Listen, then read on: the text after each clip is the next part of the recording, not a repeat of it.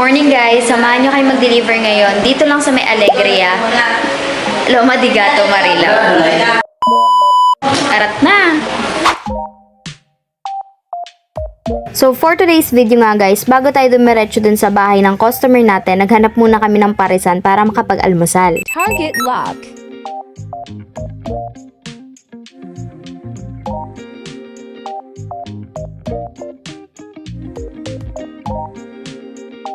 Buti na nga lang din meron kaming nadaanan dito malapit dun sa may Alegria subdivision kung saan tayo mag-a-assemble ngayon.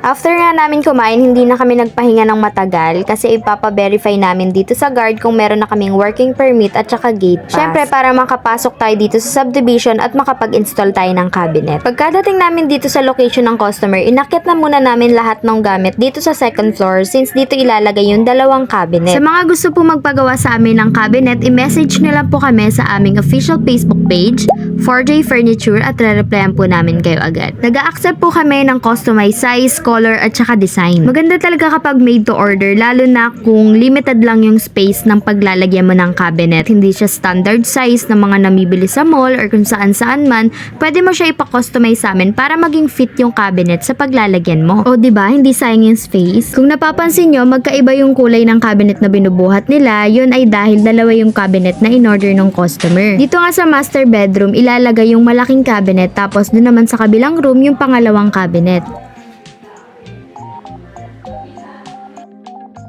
For reference nga po pala guys, itong parang color gray, ang dimension po nito is 48 inches yung lapad, 78 inches naman yung height, 22 inches yung siding. Mas preferred nga pala namin guys na nakahiga yung cabinet kapag i-assemble namin siya para ma-screw namin siya ng maayos at malagyan ng bolts and nuts. Yung balot niya, no? Ay yung laminate niya, ang ganda. Ganda ng kulay. Combination. White and brown.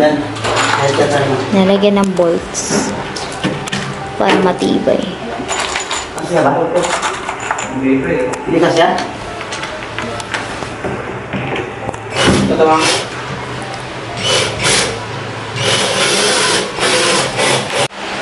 Ganda ng kulay na to guys. Ano, para siyang ano ba tawag sa ganito? Tela, para siyang tela. May tinikiyan. Ano sa kanya? Kaya di wala. Ang materials po pala natin guys is marine plywood 3/4 laminated with vinyl wrap finish. After po siya assemble ng nakahiga, itatayo na rin to para malagyan ng backboard para hindi siya pasukan ng mga insekto sa loob at lalo na ng mga alikabok.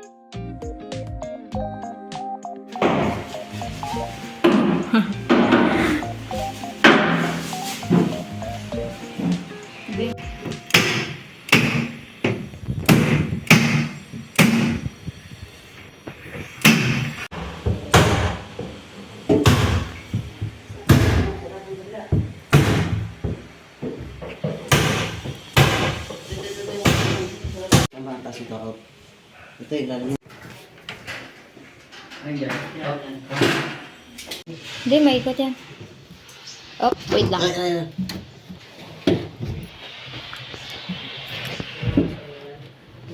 Lalito lang, pre. Sige po. Hindi nga pwede, pre. Oo, nakano na. Ito. Pwede pa po yun ang i-push. Pwede daw nauusog daw yung kama. Ay, sorry po. Sige lang muna sa'yo pa. Papunta doon sa ano. Abante mo pa. Ibaliktad na to. Dito pre, sa kabila lang ano pre. Ha? Dikit mo doon sa kabila. Dikit mo muna. Hindi. Doon sa kabila. Dito? Pintura.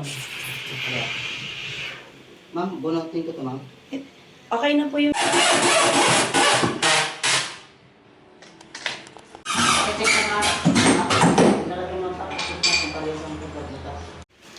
Paano yung ano, yung sa dito. Sige na. Ikutan naman. Ikot. Hawa ka, pre, ha? Ito. Mga... Ay, ito lang.